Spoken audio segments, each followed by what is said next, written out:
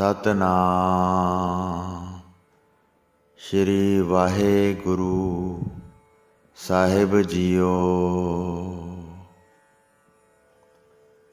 ठाकुर तुम सरनाई आया, उतर गयो मेरे मन का संसा, जब ते दर्शन पाया। प्यारी साध संगत जी, चित बिरतियाँ इकागर करो। ध्यान श्री गुरु नानक पातशाह दा ਹਿਰਦੇ ਵਿੱਚ ਧਾਰਨ ਕਰੋ। ਜੋ ਵਿਚਾਰ ਗੁਰੂ ਮਹਾਰਾਜ ਜੀ ਨੇ ਸਾਨੂੰ ਦਿੱਤੀ ਹੈ, ਇੱਕੋ ਹੀ ਸ਼ਬਦ ਦੀ ਜੋ ਆਪਾਂ ਪੜ੍ਹਿਆ ਹੈ, ਜੇ ਇਹਦਾ ਅਰਥ ਸਮਝ ਵਿੱਚ ਆ ਜਾਵੇ, ਸਾਰੇ ਦੁੱਖਾਂ ਦਾ ਖਾਤਮਾ ਹੋ ਜਾਂਦਾ ਹੈ। ਜਿਹੜੇ ਸੁੱਖ ਹਨ, ਸਹਿਜ ਨਾਲ ਹੀ ਘਰ ਵਿੱਚ ਆ ਕੇ ਸਰੀਰ ਦੇ ਵਿੱਚ ਵੀ ਅਤੇ ਬਾਹਰ ਵੀ, ਭਾਈਚਾਰੇ ਵਿੱਚ ਵੀ, ਸੰਸਾਰ ਵਿੱਚ ਵੀ ਸੁੱਖ ਵਸ ਜਾਂਦੇ ਹਨ ਅਤੇ ਦੁੱਖ ਨੱਠ ਜਾਂਦੇ ਹਨ। ਪਰ ਇਹ ਤਾਂ ਹੁੰਦੇ ਨੇ ਜੇ ਪੂਰਾ ਸਤਿਗੁਰੂ ਬਾਂਹ ਫੜ ਕੇ ਕੱਢ ਲਵੇ, ਨਹੀਂ ਤਾਂ ਇਹ ਸੰਸਾ ਨਹੀਂ ਉਤਰਦਾ। ਇਹ ਇੱਕ ਵਿਚਾਰ ਹੈ ਜਿਸ ਨੂੰ ਆਪ ਨੇ ਮਨ ਵਿੱਚ ਚਿੱਤ ਲਾ ਕੇ ਸਰਵਣ ਕਰਨਾ। ਸਾਖੀਆਂ ਬਹੁਤ ਆਪਾਂ ਵਿਚਾਰਦੇ ਰਹਿੰਦੇ ਹਾਂ, ਕਿਉਂਕਿ ਉਹ ਪ੍ਰਤੀਕ ਹੋਇਆ ਕਰਦੀਆਂ ਨੇ, ਗੱਲ ਛੇਤੀ ਸਮਝ 'ਚ ਆ ਜਾਇਆ ਕਰਦੀ ਹੈ।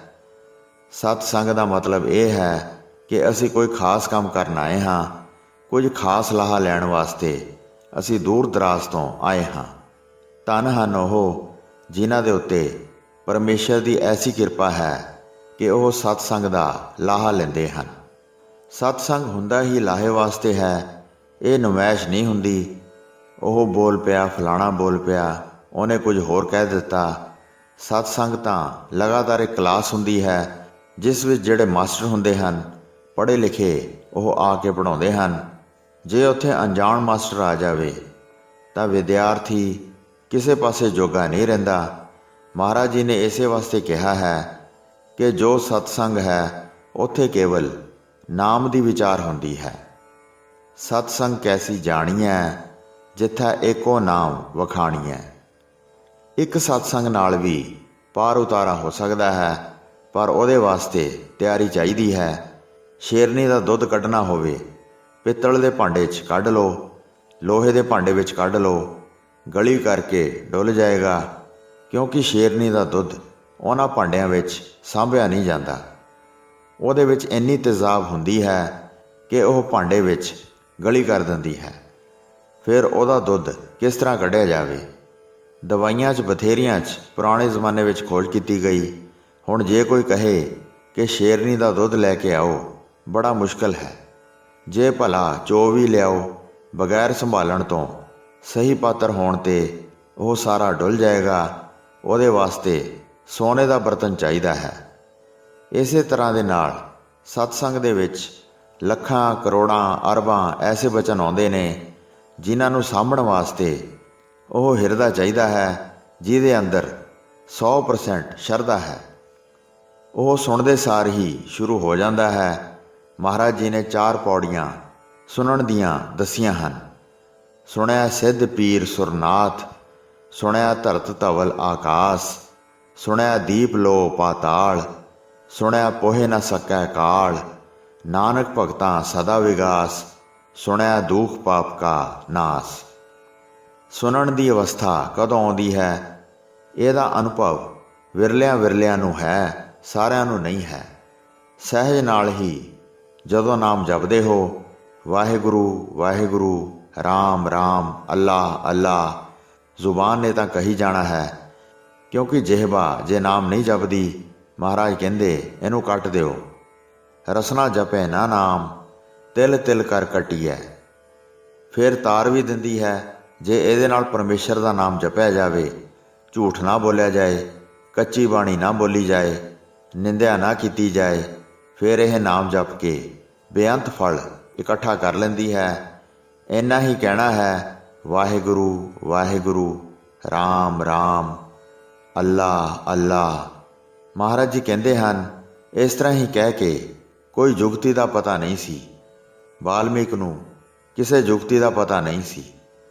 ਰੇ ਚਿਤ ਚੇਤ ਚੇਤ ਅਚੇਤ, ਕਾਹੇ ਨਾ ਵਾਲਮੀਕੈ ਦੇਖ, किस जात ते किह पदे, अमरिओ राम भगत भी सेख।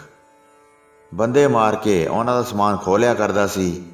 ਪਹਿਲਾਂ ਮਾਰ ਦੇਣਾ, ਫਿਰ ਤਲਾਸ਼ੀ ਲੈ ਲੈਣੀ। ਜੇ ਕੁਝ ਨਿਕਲ ਆਇਆ ਤਾਂ ਵੀ ਵਾਹਵਾ, ਜੇ ਨਾ ਕੁਝ ਨਿਕਲਿਆ ਤਾਂ ਵੀ ਉਹਦੇ ਹੌਲ ਨਹੀਂ ਸੀ ਪੈਂਦਾ ਕਿ ਬੰਦਾ ਐਵੇਂ ਮਾਰ ਦਿੱਤਾ। ਸੁਭਾਅ ਬਣ ਚੁੱਕਿਆ ਸੀ। ਜਿੱਥੇ ਸੋਚ ਹੈ, ਜਿੱਥੇ ਆਤਮਕ ਆਵਾਜ਼ ਹੈ, ਜ਼ਮੀਰ ਦੀ ਆਵਾਜ਼ ਹੈ, ਉਹਦੇ ਉੱਤੇ ਪੱਥਰ ਦਾ ਢੱਕਣ ਲੱਗ ਗਿਆ ਸੀ। ਆਵਾਜ਼ ਸਾਰ ਪਾਰ ਨਹੀਂ ਜਾਂਦੀ, ਅੰਦਰ ਹੀ ਰਹਿ ਜਾਂਦੀ ਸੀ। ਜ਼ਮੀਰ ਤਾਂ ਸਭ ਦੀ ਬੋਲਦੀ ਹੈ। ਕੌਣ ਹੈ ਜਿਸ ਦੀ ਜ਼ਮੀਰ ਨਹੀਂ ਬੋਲਦੀ? ਪਾਪ ਕਰਨ ਤੋਂ ਪਹਿਲਾਂ ਇੱਕ ਵਾਰੀ ਕਹਿ ਜਾਂਦੀ ਹੈ, ਤੂੰ ਫਸ ਜਾਏਗਾ, ਮਾੜਾ ਕੰਮ ਕਰ ਰਿਹਾ ਹੈ, ਇਹ ਚੀਜ਼ ਚੁੱਕ ਨਾ, ਮਾੜਾ ਕੰਮ ਕਰ ਰਿਹਾ ਹੈ। ਲੇਕਿਨ ਜਿਨ੍ਹਾਂ ਦੇ ਪੱਥਰ ਦਾ ਢੱਕਣ ਲੱਗ ਜਾਂਦਾ ਹੈ, ਉਹ ਆਵਾਜ਼ ਥੱਲੇ ਹੀ ਥੱਲੇ ਰਹਿ ਜਾਂਦੀ ਹੈ, ਬਾਹਰ ਨਹੀਂ ਆਉਂਦੀ। ਉਹ ਸਾਊਂਡ ਪ੍ਰੂਫ ਹੋ ਜਾਂਦਾ ਹੈ। ਸੋ ਇਸ ਤਰ੍ਹਾਂ ਦਾ ਉਹਦਾ ਹਿਰਦਾ ਹੋ ਚੁੱਕਿਆ ਸੀ। ਅਚਾਨਕ ਮਹਾਂਪੁਰਸ਼ ਆ ਗਏ। ਉਹਨਾਂ ਦੀ ਦ੍ਰਿਸ਼ਟੀ ਦਾ ਪ੍ਰਭਾਵ ਇਹ ਆਦਮੀ ਦੇ ਉੱਤੇ ਸਹਿਜ ਸੁਭਾਅ ਪੈਂਦਾ ਹੈ। ਦਰਸ਼ਨ ਕਰਨ ਦਾ ਹੀ ਬੇਅੰਤ ਫਲ ਹੋਇਆ ਕਰਦਾ ਹੈ। ਸ਼੍ਰੀ ਗੁਰੂ ਨਾਨਕ ਪਾਤਸ਼ਾਹ ਨੂੰ ਇੱਕ ਗੁਰਸਿੱਖ ਨੇ ਇਹ ਸਵਾਲ ਕੀਤਾ ਸੀ ਕਿ ਕੇਵਲ ਦਰਸ਼ਨ ਕਰਨ ਦਾ ਵੀ ਕੋਈ ਫਲ ਹੈ? ਮਹਾਰਾਜ ਜੀ ਕਹਿੰਦੇ, ਫਲ ਆਪਣੇ ਆਪਣੇ ਥਾਂ ਨੇ। ਬਹੁਤ ਵੱਡਾ ਸਫ਼ਰ ਜਿਹੜਾ ਹੈ ਉਹ ਤੈਅ ਹੋ ਜਾਇਆ ਕਰਦਾ ਹੈ ਕੇਵਲ ਦਰਸ਼ਨਾਂ ਨਾਲ। ਗੁਰੂ ਮਹਾਰਾਜ ਜੀ ਨੇ ਕਿਹਾ ਕਿ ਤੈਨੂੰ ਪ੍ਰੈਕਟੀਕਲੀ ਦਿਖਾਉਂਦੇ ਹਾਂ।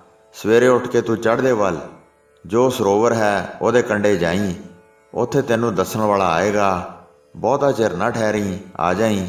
ਉੱਥੇ ਗਿਆ ਤਾਂ ਕੋਈ ਨਾ ਆਇਆ।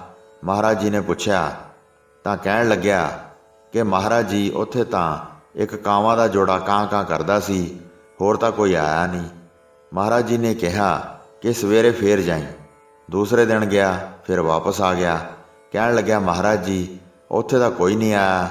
ਜਿੱਥੇ ਕਾਂ ਬੈਠੇ ਸੀ ਉੱਥੇ ਬਗਲਿਆਂ ਦਾ ਜੋੜਾ ਬੈਠਾ ਸੀ। ਫਿਰ ਮਹਾਰਾਜ ਜੀ ਕਹਿੰਦੇ, ਕੱਲ੍ਹ ਫੇਰ ਜਾਈਂ। ਫਿਰ ਵਾਪਸ ਆ ਗਿਆ। ਕਹਿਣ ਲੱਗਿਆ, ਮਹਾਰਾਜ ਜੀ ਬੰਦਾ ਤਾਂ ਕੋਈ ਨਹੀਂ ਆਇਆ, ਪਰ ਜਿੱਥੇ ਕਾਂ ਬੈਠੇ ਸੀ, ਬਗਲੇ ਬੈਠੇ ਸੀ, ਉੱਥੇ ਅੱਜ ਹੰਸਾਂ ਦਾ ਜੋੜਾ ਬੈਠਾ ਸੀ। ਕਹਿੰਦੇ, ਚੰਗਾ ਫਿਰ ਕੱਲ੍ਹ ਨੂੰ ਫੇਰ ਜਾਈਂ।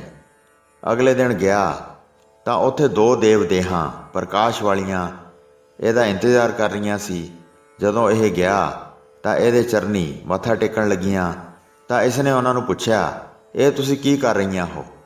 ਤੁਸੀਂ ਤਾਂ ਦੇਵ ਦੇਹਾਂ ਹੋ, ਮੈਂ ਤਾਂ ਪੰਜ ਤੱਤ ਦਾ ਗੰਦਮੰਦ ਵਾਲਾ ਮਨੁੱਖ ਹਾਂ।